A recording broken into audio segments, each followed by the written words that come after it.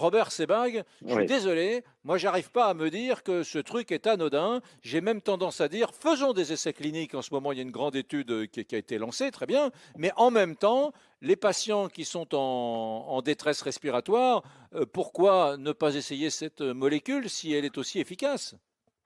Alors, plusieurs choses, si vous me permettez. D'abord, j'ai entendu beaucoup d'inexactitudes. Quand on parle de la chloroquine, il y a deux médicaments. Il y a la nivatine, qui est de la chloroquine, et il y a le plaquenil, qui est de l'hydroxychloroquine, un Hmm. petit peu de la même Chloroquine. famille. Quand on parle de médicaments contre le paludisme, il faut savoir que la nivatine, tant au niveau préventif qu'au niveau curatif, on ne l'utilise plus parce qu'il y a sur le paludisme sévère, Plasmodium falciparum, parce qu'il y a une résistance généralisée, sauf sur des formes de paludisme vivax où on peut l'utiliser. Donc aujourd'hui, on n'utilise plus cette nivatine ni en préventif ni en curatif parce que justement ça résiste. Et puis vous avez cet autre médicament qui s'appelle le plaquenil, qui est enregistré en France, qui a l'autorisation de mise sur le marché et qui jusqu'à maintenant, ses indications précises étaient sur la polyarthrite rhumatoïde et sur le lupus. Et donc il y a des gens qui ont ces affections et qui prennent d'une manière chronique ce médicament. Alors ce médicament, il peut avoir des effets secondaires, en particulier au niveau cardiaque. Alors quant à l'étude qui a été faite, d'abord, je refuse les critiques qui ont été faites sur M. Didier Raoult, sur son physique et sur sa personnalité. On n'est pas là pour le juger parce qu'il ressemble à un barde. C'est pas du tout un charlatan, c'est pas du tout un gourou. Je le connais personnellement. C'est un grand chercheur. Tu l'as rappelé, Eric, qui a publié énormément de choses, qui a travaillé en Afrique sur les maladies tropicales, qui a apporté beaucoup de choses sur les rickettsioses, une autre maladie tropicale. Donc, moi, je veux réagir sur le fond.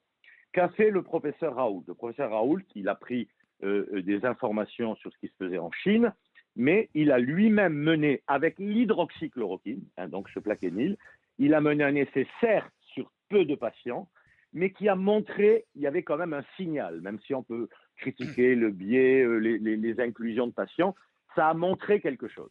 On est dans une maladie avec le Covid-19 où on n'a rien, où on n'a rien. Donc, mon approche de médecin de terrain, alors bien sûr que la science, il y a des normes à respecter au niveau des essais cliniques, mais si on fait un électrocardiogramme parce qu'il peut y avoir une toxicité cardiaque avant et prescrire ce médicament à ces posologies, on sait que les risques d'effets secondaires ne sont pas très importants, pourquoi pas? Pourquoi pas? On n'a rien d'autre.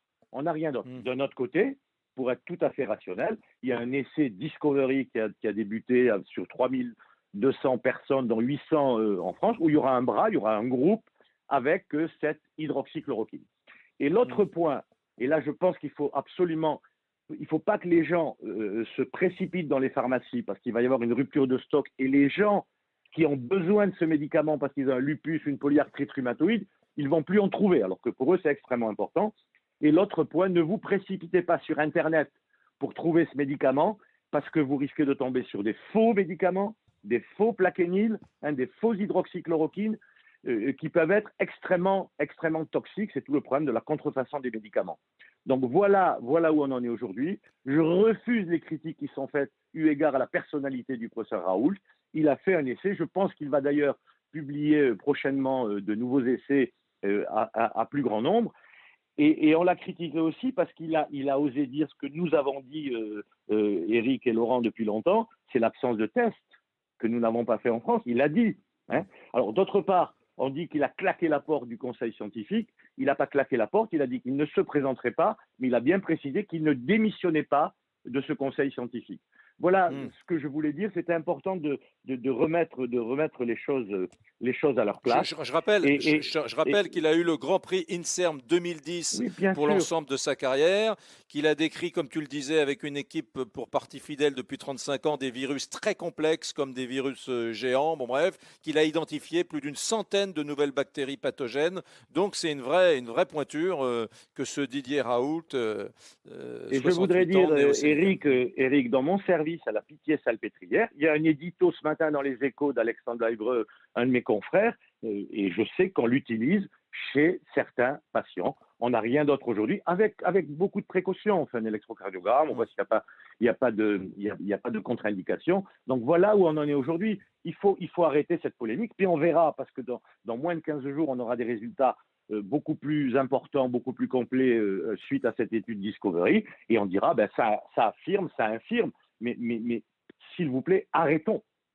Ouais, et Eric, si tu me permets de compléter tout ce qui vient d'être dit par Robert Sebag, d'abord, là où Robert a 1000 fois raison, je dois dire, oui, Didier Raoult est un grand médecin. C'est un grand médecin et c'est pour ça d'ailleurs que sa parole est aussi entendue. On a l'impression qu'il n'est pas entendu.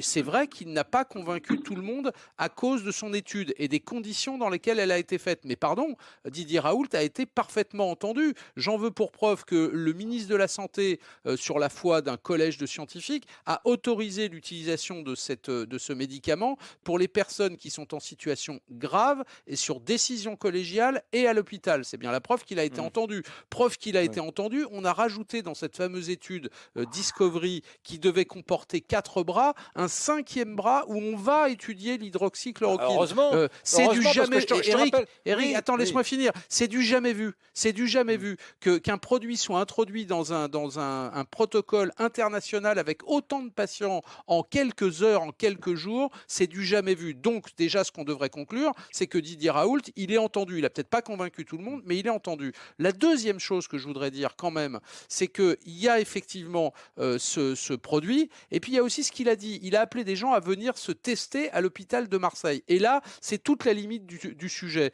Pardon, mais d'abord, voir tous ces gens qui font la queue à moins d'un mètre de distance pour aller se faire tester dans l'espoir d'avoir ce produit, ça crée un espoir chez des millions de Français qui se précipitent chez leur médecin généraliste et qui leur disent « Je ne comprends pas, pourquoi vous ne me prescrivez pas ce médicament ?» On arrive à des pénuries. J'ai des amis pharmaciens qui m'expliquent que des gens qui sont atteints de lupus ou d'autres maladies qui devraient avoir accès à ce médicament ne parviennent pas à y avoir accès parce qu'on en manque. C'est un dommage collatéral. Et puis, pardon, il y a des standards internationaux. Et là, je sais que Robert Sebag ne me contredira pas. L'étude, elle est très intéressante, mais elle n'a pas démontré l'efficacité du Plaquenil. Pardon, je suis allé regarder sur un nombre très faible de patients. 3 sont en réanimation, 1 est mort, un autre est sorti et perdu de vue, il a quitté l'hôpital et un 6e présente des effets indésirables.